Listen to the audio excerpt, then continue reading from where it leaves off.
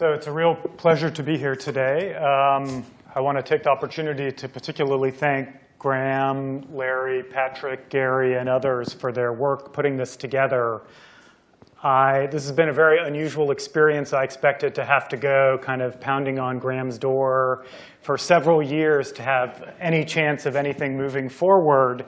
And so given that a year later we're already at the stage of starting the condo cluster aspect of the program, it's much faster than I expected it would be. So that's really, really great.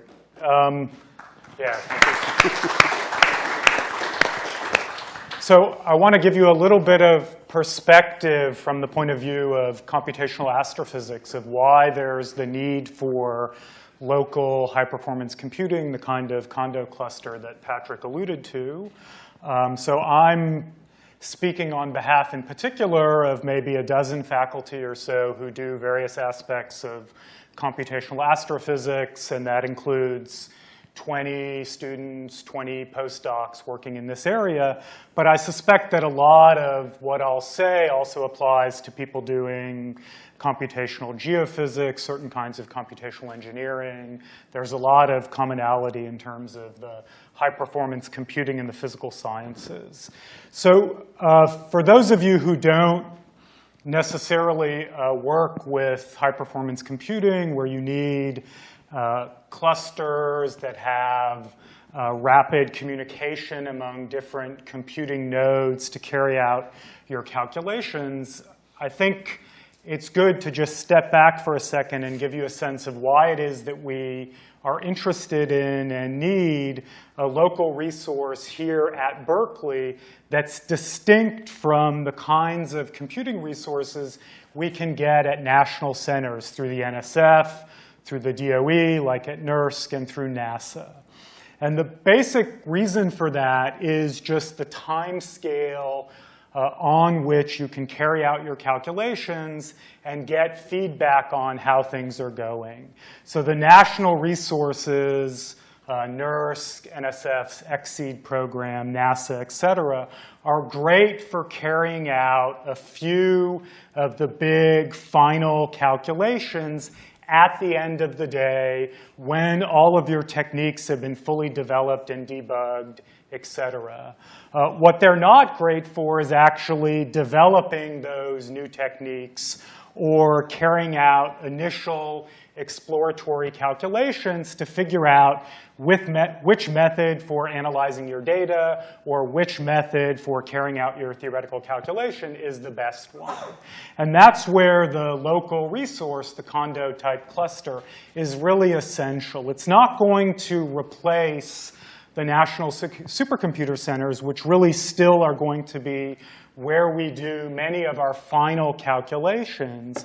But the local resources are really critical in the developing new techniques and in carrying out those initial exploratory calculations. And this really applies either for people who are doing analysis of data. That could be seismology data, that could be astronomical data, surveys of galaxies, surveys of planets, or it could be more theoretical calculations, the kind of stuff that I actually do, where we're trying to predict how galaxies form, predict how planets form. In both of those arenas, we really want to have some local access where we can get very rapid turnaround, very rapid feedback on how our techniques are working in order to really develop cutting-edge new techniques. And so that's kind of generality, so I want to give you a flavor of the science by just emphasizing a few projects where we've already used this model of carrying out local development of techniques, local exploratory calculations on a small-scale cluster that was, in this case, funded by a grant to NSF. The operations of that cluster, and I should say that this is really the stumbling block that we ran into in thinking about how to kind of meet our research computing needs going forward. The real stumbling block was we could think of ways of buying hardware through grants to the NSF, NASA, DOE, what we couldn't come up with, at least in astronomy, is ways of supporting that hardware, of coming up with the money to pay Gary Young's group at LBL to actually operate and maintain the hardware. And so that's, in some ways, the really critical role of the Berkeley Research Computing Center, is providing the maintenance, the consulting support, et cetera, for the hardware. And we'll be buying the hardware still largely with grants, private foundations, et cetera. So just to give you, again, then a couple of examples of the science that we've been able to do and are in the process of doing with these local clusters. So one of the great breakthroughs in astronomy in the observational realm has been the discovery of planets around other stars. This has been particularly revolutionized in the last 5 or so years by the Kepler Satellite, which detects planets as the planet moves in front of the star. It dims the light of the star, and so it produces this tiny dip in the amount of light that you see from the star. And a group here at Berkeley, led by a former Berkeley undergraduate, now graduate student Eric Pettigura, set out a couple of years ago to develop entirely new techniques of analyzing the Kepler data to detect the smallest planets, the Earth-like planets that produce the smallest dips in the light from their star. And so to do this, they really went back to the raw Kepler data, reanalyzed the entire Kepler database of stars, coming up with new techniques to look for these tiny little dips in light. And they used this using the local cluster that we already had for doing high-performance astrophysics computing. I should say, in the original proposal to the NSF for that computing cluster, we said nothing about analyzing Kepler data looking for planets, right? That actually didn't even cross our mind. But once we had the resource, then, of course, additional scientific opportunities came up, and this was one of them. And so Eric developed these new techniques for analyzing Kepler data on our local cluster, and then actually eventually went to NERSC to do the final analysis of all of the Kepler data. That was actually a huge high-performance computing calculation that was beyond what we could do on our local cluster. So the techniques were developed there. The final calculations were done with NERSC. And this led to their big press release last year announcing the real first statistical census of Earth-like planets around other stars, that roughly something like 20% of stars like the sun have planets roughly like the Earth. And so this science was really enabled by having the local computing resource to develop these techniques before going out to the national centers to do the big calculations. So the last example that I'll give you is actually work that's ongoing. So this was a Nature paper a few years ago by my colleague Reinhard Genzel, who's an astronomer and physicist in the physics department here, who does, in particular, specializes in observations of the black hole at the center of our galaxy. And what they discovered for the first time, as is illustrated in this artist's rendition, is they discovered a gas cloud heading straight towards the black hole at the center of the galaxy. The black hole at the center of our galaxy weighs about 4 million solar masses. This gas cloud only weighs about the mass of the Earth.